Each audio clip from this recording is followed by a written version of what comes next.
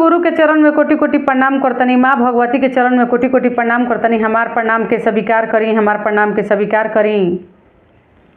धरती पर बैठल धरती माता के चरण में कोटि कोटि प्रणाम करतनी। साहब दीदी के चरण में प्रणाम करतनी। हमार प्रणाम के स्वीकार करी।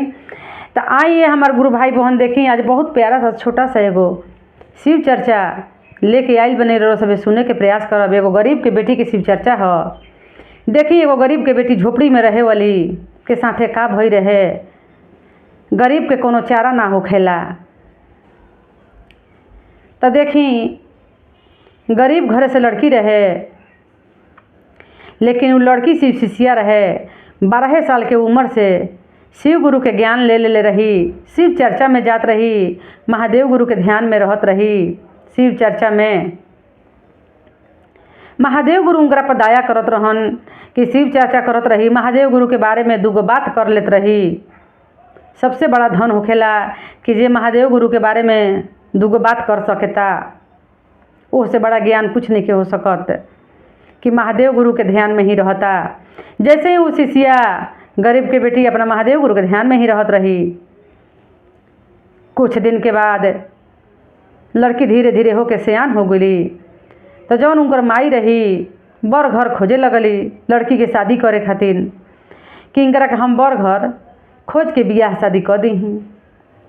लड़की के कान में पहुँचल कि हमर माई हमरा खातिर घर बर खोजल स्टार्ट कर दिले बड़ी।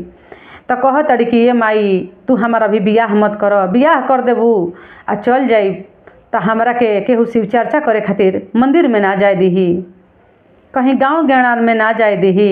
ये से हमार बियाह मत करे ये माई, हम महादेव गुरु के शरण में ही रहब, मत बियाह कर।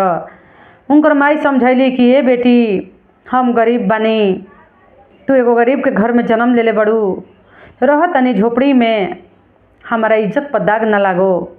सियान हो गई बड़ू, बियाह शादी कर देहब तो इज्जत पानी से अपना घरे चल जेबू। कोई आँख देखा के ताकी ना। ये बेटी अगर कोई ताक दी तो हम गरीब आदमी का कर सकतनी। ये से तहार बियाह शादी करते इज्जत पानी से तो अपना घर में चल जेबू। जमाना देखते हुए उनकर माई अपना बेटी के बर घर खोजे लगली। खोजत खोजत एक गुरु बहाना उनकरा मिल गई एगो बर घर पसंद आइल। वही घर में अपना बेटी के शादी के बात चलैली। बेटी के शादी पक्का हो गई। जौना घर में शादी कैली वो लड़का 2 भाई रहे। लड़की शादी करके गोइली। जब शादी करके गोइली तो देखी उनकर जौन बड़ गोतिनी रही, कहल जाला कि गोतिन बैरनिया। सही बात बा कि होखेला गोतिन बैरनिया। काहे कि जब वो शादी करके लड़की गोइली, जब जाए लगली तो अपना माई से कह तड़ी कि ये माई चर्चवा में जाए कोई तो कैसे का करब। अपना माई से पूछा तड़ी का करब ए माई, जब चर्चा में हमरा जाए के होई तो हमरा के तो सास ननद चर्चा में ना जाए दीहन। कहली कि कोई बात ना है बेटी, तू शिव चर्चा में जाके चर्चा नहीं कर सकत, कोनो जरूरी नहीं है। कुछ दिन समय निकल जी तो अपने तहरा के जाए दी लोग। लेकिन नया नया में तू का करी है कि सास के आदेश के पालन करी है। जौन जौन सास ननद करी हैं कही हैं आ गोती नहीं करे के जतना तहरा काम करे के बा। आ काम से जब फुर्सत पई है तो आसन लगा के आ महादेव गुरु से दया मांग ली है, शिव चर्चा कर ली है। तहरा के महादेव गुरु जरूर तहार पूजा स्वीकार कर ली हैं। महादेव गुरु के भी पता रहेला कि हमार शिष्या कौना परेशानी में बा। ये से तहरा कोनो जरूरी नहीं कि तू गांव में घूम के जेबू शिव चर्चा करे, चाहे तो मंदिर में जेबू, तू घर ही में करी है, लेकिन काम करके करी है। कहली कि ठीक बा। जब अपना ससुराल में जा तड़ी, जब ससुराल में पहुँच गई तो उनकर जवन गोतिनी रही कह तड़ी अपना सास ले भड़कावे लगली कि ये माई ये देखी ना दिन भर काम करेली, जब काम खत्म हो जाला तो ये बदर बदर बदर बदर बैठ के डाइन का सीखतिया। ये तो लागत कि नैहरे से डाइन सीख के आइल बिया, जे सीधे करतिया पूरा करतिया। ये तो बड़ा अनर्थ हो जाई। अब सास के लगली गोतिन भड़कावे, आ गोतिन के सब पता बा कि शिव चर्चा है, चर्चा करतिया। लेकिन बुढ़िया जौन रहे वो बुढ़िया सीधा रही, बुढ़िया के इतना ज्ञान ना रहे। बुढ़िया से कहे लगली कि ये माई एकरा के घर से निकाल दई, ये डाइन आइल बिया, ये निमन पतो हो नइखे आइल तहार, एकरा के निकालो घर से। ये तो बैठ के बदर बदर करत डाइन सीखतिया। तो कह तड़ी कि अच्छा ठीक बा, इतना जल्दी कैसे निकाल दी, आज बेटा से बात करतनी। तो जौन लड़की के पति रहन, पति बुढ़िया के बेटा अपना बेटा से कहतड़ी कि ए बाबू तू घरवा में जा ल, तो जौन आइल बिया कन्या उ तहरा से का व्यवहार करले। तो कहत लड़का कि माई ठीक व्यवहार करले। तो तनी ध्यान दिहे ना बाबू कि उ डाइन लेखा बैठ के बदर बदर बदर बदर करत रहतिया, डाइन का तो सीखतिया। तनी देखिए तो बाबू का तो बिछौनों पर जले तो करले, घरवो में करतिया, कोनो काम कैला के बाद में फुर्सत पावतिया तो बैठ जतिया, भुनुर भुनुर करे लगतिया। उ का करतिया ए बबुआ तनी देखी ह। तो लड़का अपना घर में गोइल सूते खातिर। जब सूते खातिर गोइल तो लड़की अपन खा पी के खिया पिया के बर्तन सर्तन धो धा के सब साफ सफाई करके किचन उचन घर उर आ जूठा काठा सब धो धा के आ गोइल बिया लड़की अपना रूम में सूते खातिर। तो एगो आसन लगा के पहले महादेव गुरु के चरण में प्रणाम कर ले बिया। महादेव गुरु के चरण में प्रणाम करतनी, माँ भगवती के चरण में प्रणाम करतनी। इतना बात जब दया मांगे लागल कि दया करी हे महादेव गुरु, हमारा पति के ऊपर दया करी, हमारा सास के ऊपर दया करी, ससुर के ऊपर दया करी, कुल परिवार पर दया करी, हमारा माता पिता पर दया करी।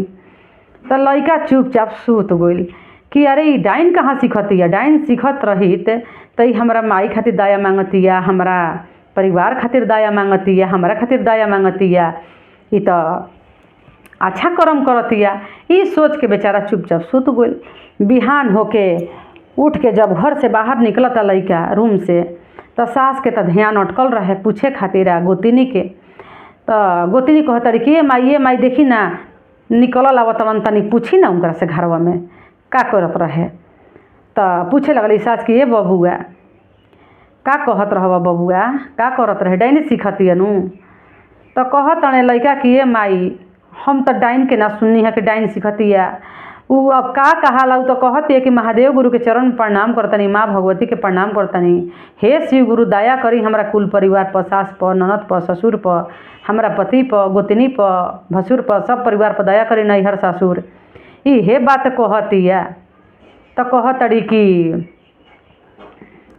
ना ना उ डाइन सीखतिया। गोतिनी कहतड़ी कि ना ये माई उ तो डाइन सीखतिया, एजा सीधे करे खातिर एकरा पूरा ना भइल हो, एजा पूरा करतिया।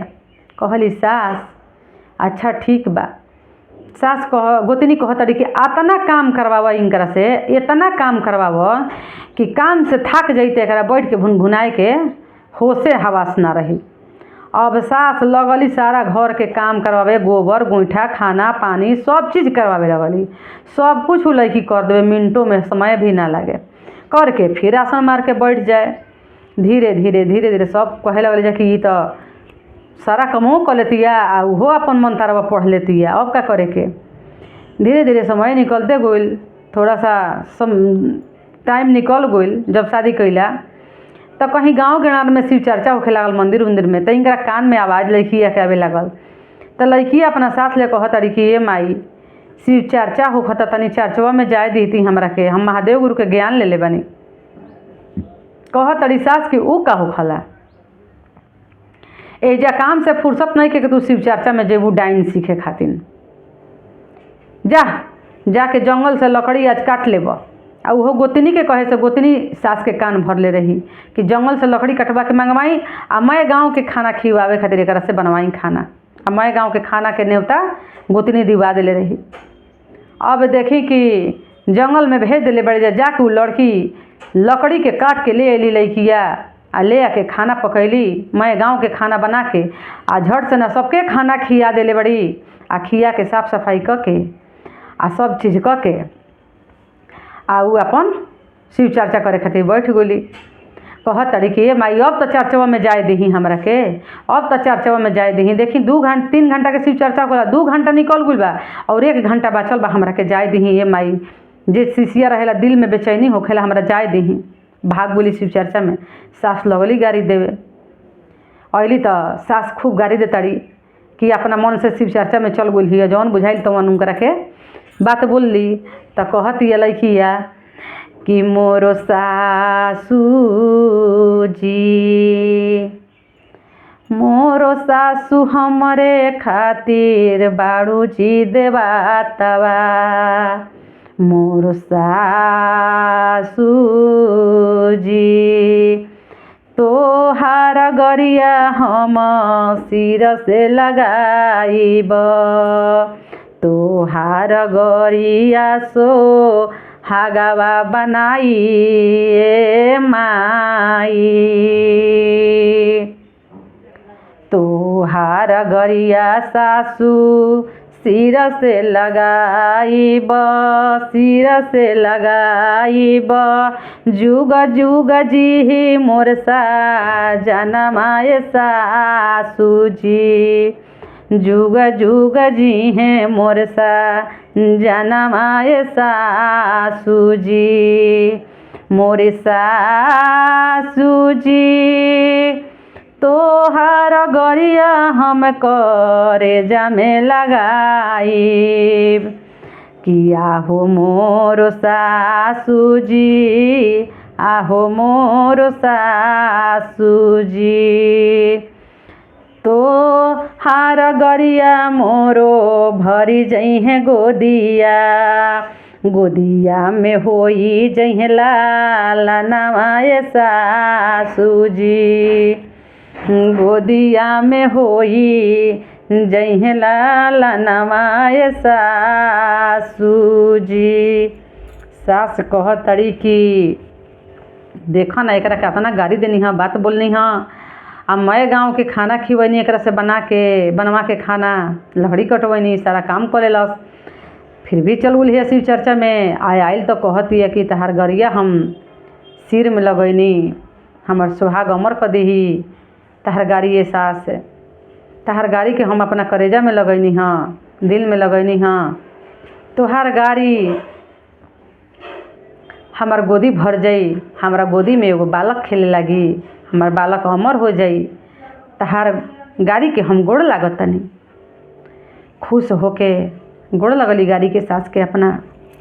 फिर गोतनी कान भरतड़ी कि अबकी थकी एकरा से जतना घर के कपड़ा बा सारा कपड़ा के धोवाई, सारा लोग के कपड़ा धो आ खाना बनाओ, आ खाना बना के आ सब के कपड़ा धो के आ एकदम प्रेस बैठा के आ एकरा के सरिया के सजा के बढ़िया से घर रखे के एकरा पे इतना लोड दही एकरा जाए के मौका ना रहो, ना तो पकिया डाइन हो जाई।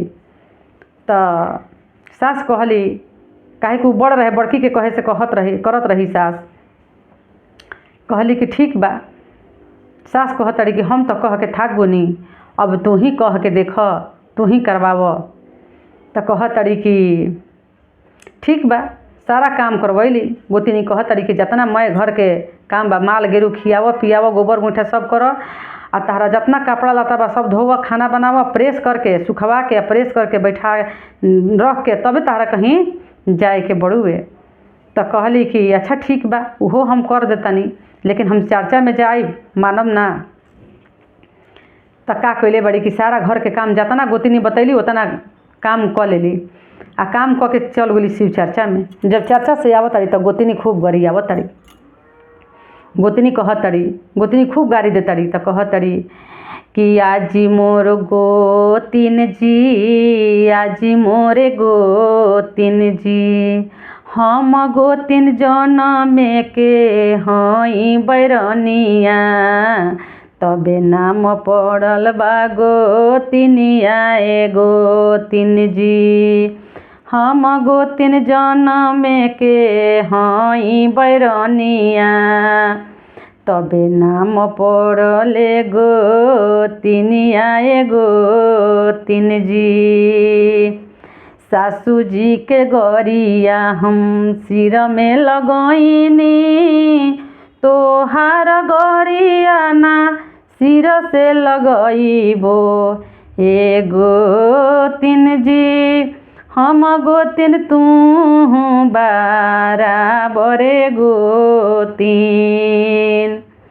कहतड़ी कि ए गोतिन जैसन हम तैसन तू, तहरा गाड़ी के हम माफ़ ना करब, तहरा जो झगड़ा कर देब, तहरा गाड़ी के एजा माफ़ी ना हो कि सास रही, ऐसे सास के गाड़ी के हम सिर में लगैनी हाँ, हमारा सुहाग के रक्षा करी, लेकिन तू कौची बड़ू, तहरा हम अतना हम तहर गुलामी ना करब कि तू जा मत, सारा काम करम लेकिन तहर गाड़ी ना बर्दाश्त करब, जैसे गाड़ी अबू तो देखो ई ठीक बात ना होई, तारा हमरा झगड़ा हो जाई, हम शिव चर्चा में जइबे करब, तू हमरा के गाड़ी मत द। तब गोतिन का कहले बड़ी, ननद से उसकावत ताड़ी कि अब तू ही एकरा के सुधार, ये अगर जाती है चर्चा में नु तो एकरा के अच्छी मार मार आ खूब गरियाव। तू कह ना कि हम सारा काम हमार करे के बा, जितना हमारो काम बा उतना तू कर, हमरा टाइम समय पर खाना चाहिए, हमरा हई चाहिए हऊ चाहिए। ननद सिखवला में कहत रही कि जितना काम बा उतना तहरा करे के बा, हमरा बाल बच्चा के कपड़ा लता खाना पानी जब जब खाना मंगियसन तब तब देवे के बा। आ तू चल कैसे शिव चर्चा में चललू, सारा काम मिनटों में कर देली आ कह के आ फिर शिव चर्चा में चल गुली। जब चल गुली तो तीनों कोई बैठ के बतियावत तड़ी जा कि अरे बाप रे बाप, ई कैसे मिनटों में काम कर लेती है आ कह के शिव चर्चों में चल जाती है। हाथना सब कुछ कह दिलस, लेकिन छोड़त नहीं के कहाँ जाती है, ई जा जाके कौन मंत्र सीखती है, कौन भगवान सहाय बड़न के एक सारा काम हो जाता, समय नहीं खेल लागत। तब जब चर्चा में लौटल बड़ी तो गोतिन कहा कहत रही, बेलना चला के गोतिन एक बेलना मरलस अपना छोटकी भौजाई के कि तोरा के माना के लिए रही कि जाए के नहीं खे, आ तू कैसे चल गुलू हा। आ गरियावे लगल तो कहत रही कि ननदो हो तू ही बाड़ू तुलसी, तू ही बाड़ू लक्ष्मी, तू ही बाड़ू घरवा के धानाए ननदो जी, ननदो तू ही बाड़ू तुलसी, तू ही बाड़ू लक्ष्मी, तू ही बाड़ू घरवा के संपत्ति आए ननदो, तोहार गरिया ननदो सिर से लगइबो, भैया के लंबी उमरिया ननदो, तोहार ननदो गरिया पेट में लगइबो, गोदी के बाला कवाय मर होई जई है, गोदी के बाला कवाय मर होई जई है। ननद से कहली कि ये ननद तू कतनो गाड़ी देबू, कतनो बोलबू, चाहे कुछ कर, लेकिन तहरा गाड़ी के हमरा कोई असर ना होखी, काहे कि तहरा गाड़ी के हमरा बुरा नहीं लागत। तू लक्ष्मी बाड़ू, तू तुलसी बाड़ू, तू घर के संपत्ति बाड़ू, तू बोल हमार तहरा गाड़ी ना लागी, तहर गाड़ी हमारा आशीर्वाद बन के मिल जाई। सब कोई हार मान गइल। तब कहले बड़ी गोतिनी सिखावत तड़ी सब दोनों के, सास के ननद के, कि एक काम कर, ये जखनी घर में सुते जाई एकरा के रात भर जाग के आ एकरा के रखवारी करे के बाकी कैसे कैसे का करती है। जब लड़की घर में जाए लगल राती खनी सूते तो सब जानी पीछे से चल गुली जा, आ जाके पीछे से सब जानी घेरवट के ओकरा के बैठ गुली जा, आ बैठ के कहत तड़ी जा कि अब तू मंत्र पढ़, कौन मंत्र पढ़ेलू तनी हमनियों के जानी जा। तो लड़की आसन मार के आ बीच में बैठ गई आ लागल कहे कि जौन हम मंत्र पढ़त तनी वो मंत्र पढ़ी जा। अतना गाड़ी देनी, अतना हमारा के चर्चा से रोकनी, लेकिन हम ना छोड़नी महादेव गुरु के चरण।